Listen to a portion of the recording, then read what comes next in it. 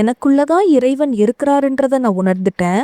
அப்போ இறைவனுக்கு என்ன வடிவம்னு நம்ம நேயர் ஒருவர் கேக்குற கேள்விக்கு நம்ம ஐயா என்ன பதில் சொல்றாருன்னு பார்க்கலாமா? ஆமா. ஐயா வணக்கங்கய்யா. வணக்கம். சொல்லுங்க.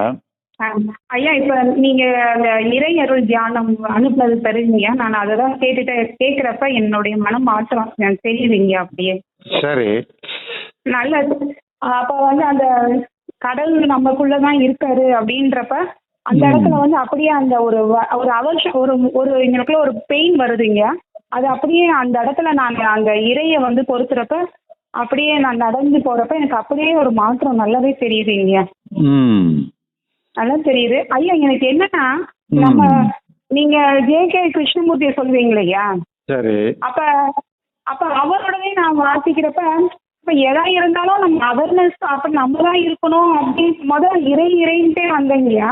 அப்ப நம்ம ஜே.கே. கிருஷ்ணமூர்த்தியை பாக்குறப்ப எதா இருந்தாலும் நம்ம தான் அவேர்னஸோட இருக்கணும் அப்படின்ற இதுல வர்றப்பதான் கொஞ்சம் மாறுதல் ஏற்பட்டுருச்சு எனக்கு. சரி. ஓகே. எதா இருந்தாலும் நம்ம தான் பாத்துக்கணும் அப்படின்ற ஒரு இது வரப்பதாங்கய்யா. ஒரு பிரச்சனையை சந்திக்கிறப்ப கூட இது வந்து நம்ம தான் இது பண்றேன், நான் தான் பண்றேன் அப்படின்னு செய்யறப்பதாங்கய்யா எனக்கு ஒரு மிகப்பெரிய ஒரு மன அழுத்தத்துக்கு போனதே அதுதான் ஐயா. இப்ப அததான் உணர்ந்தேன். நம்மளோட அழுத்தம் எதனால அப்படின்னா அதுல இருந்து இறையில இருந்து நான் மாறி எல்லாம் நான் தான் பாக்குறேன், எல்லாம் நான் தான் அப்படின்றப்பதான் எனக்கு அந்த அழுத்தம் ரொம்ப ஜாஸ்தி ஆயிடுச்சு. வந்து எல்லாமே எனக்கு அந்த அழுத்தம் இறை செயல் தான் சொன்னவ. இதுல இருந்து ஒரு மாறுதல் வந்து எனக்கு அதே போல நம்ம அந்த அக்குபஞ்சர்லயுமே ரெண்டா வந்து உமர் சாரு ரெண்டா நிற்பாரு. உமர் சார் வந்து இறை இல்லைன்றதும் போஸ் சார் வந்து இறை இருக்குன்னு சொல்றதுமே எனக்கு ஒரு விதமான ஒரு ஏன்னா உடல் தானே இயங்குதுன்றதும் அப்ப நம்மளோட வெளி செயலுக்கு நம்ம தான் நம்மளுடைய எல்லாமே எடுத்து செய்யணும் அப்படின்றப்ப அப்ப நம்ம தான் அவேர்னஸோட இருக்கணும்ன்றதும் நான் புரிஞ்ச மாதிரி எனக்கு இருந்ததுங்க. அப்ப அதுதான் நம்ம இவ்வளவு தூரம் வந்திருக்கோம். இதுல இருந்து நம்ம நிறைய பிரச்சனையில இருந்து தப்பிச்சது நம்மளுடைய அவேர்னஸ்னாலதான் நம்ம தப்பிச்சிருக்கோம் அப்படின்ற மாதிரியே எனக்கு இருந்ததுங்க. ஆனா ஒரு காலகட்டத்துக்கு மேல வந்து அது எனக்கு ரொம்ப அழுத்தத்தை கொடுத்துருச்சு.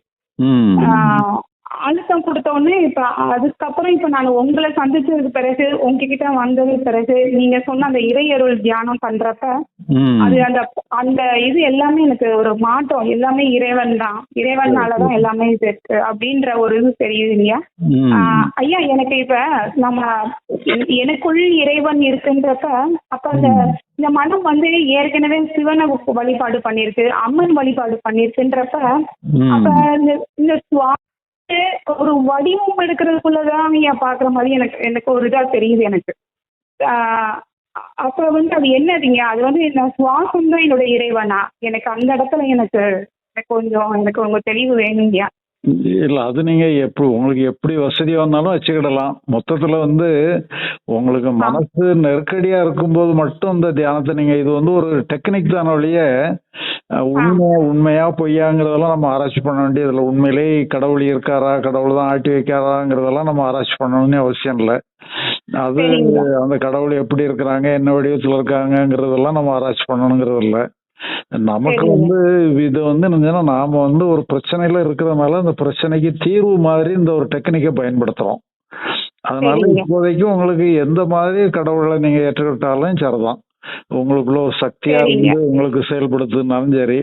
மொத்தத்துல உங்களை நீங்களே அப்புறப்படுத்தணும், அவ்வளவுதான். உங்களை வந்து நீங்க நான்கிற உணர்வுல மையம் கொண்டு நம்ம செயல்படுறத அப்புறப்படுத்துறதுனால நமக்கு அந்த அழுத்தம் குறைஞ்சிரும்.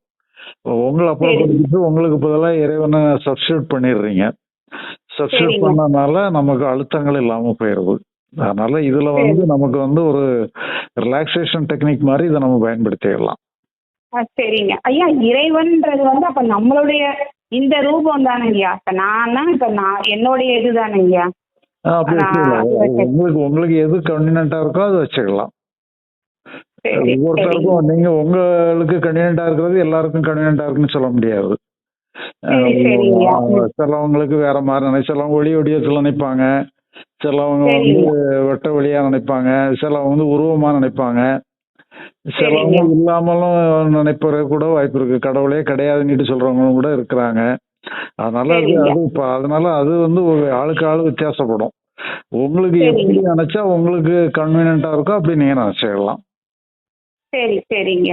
எப்படி எனக்கு என்னுடைய இதுக்கு எப்படி கன்வீனியன்ட் ஆகுதோ அது மாதிரி நான் நினைச்சுக்கிறேன். உங்களுக்கு எது நல்லா திருப்தியை கொடுக்குதோ, என்ன மாதிரி இறைவனுக்கு என்ன ரோல் கொடுத்தா திருப்தி ஆகுதோ அந்த ரோலை கொடுத்துக்கிடுங்க. அந்த அந்த ஒரு ஒரு அமைப்பை கொடுத்துக்கிடுங்க. வடிவத்தை கொடுத்துக்கிடுங்க. அந்த வடிவத்துல இறைவனா வச்சுக்கிடுங்க. வச்சுக்கிட்டு நீங்க இந்த தியானத்துக்குள்ள போயிருங்க. அவ்வளவுதான். நீங்க ஆமா, இது நீங்க வந்து எப்பவுமே இந்த இது வந்து ஒரு பயிற்சியா கொடுக்கறதுக்கு வந்து ஒரு நடக்கிறதுக்கு சொல்லியிருப்போம். நம்ம மற்ற நேரங்கள்ல இப்படி நடந்துட்டு இருக்கணும்னே அவசியம் இல்லை. நம்ம சுவாசம், நம்முடைய இயக்கம், உடம்புடைய இயக்கம், மனதினுடைய இயக்கம் எல்லாத்தையும் அதை மட்டுமே இறைவனுடைய இயக்கம்னுட்டு எடுத்துட்டாலே போதும். சரிங்க. இயக்கம் மட்டும். சரிங்க. ஆமா, உங்களுடைய இயக்கங்கள் எல்லாம் இறைவனுடைய இயக்கம்னுட்டு எடுத்துட்டா போதும். மாறிடுங்க. சரிங்க சரிங்க, நல்லதுங்க. ஐயா, அப்புறம் இது இப்ப 13ஆம் தேதி நீங்க தியானம் சொல்லிருக்கீங்க இல்லையா? அது ஜூன் 13 என்னங்கய்யா? ஜூன் 13 அது எத்தனை நாள்? அது எத்தனை நாள் வகுப்புங்க? அது 2 நாள் வகுப்பு. சனி ஞாயிறு தான். சனி ஞாயிறு. சரிங்க சரிங்க, நான் அவசியம் கலந்துக்கிறேங்க. சரிங்க, நல்லதுங்க. ஓகே, நன்றிங்க. தொடர்ந்து இது போன்ற ஆன்மீக தேடல் மற்றும் வாழ்வியல் உண்மைகளை தெரிந்து கொள்ள ஐயாஸ் அகவல் சேனலை சப்ஸ்கிரைப் செய்யுங்கள்.